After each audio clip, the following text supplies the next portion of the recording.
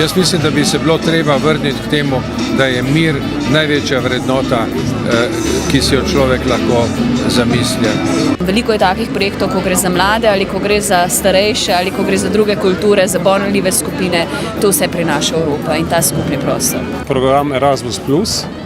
To mislim, da je tisto jedro, ki je danes zelo pomembno, kajti povezuje mlade širom po Evropi. Jamstvo za mlade s tem ogromnim projektom, pozitivnim projektom je Evropa tudi denarno sredstvi podprla zaposlovanje mladih.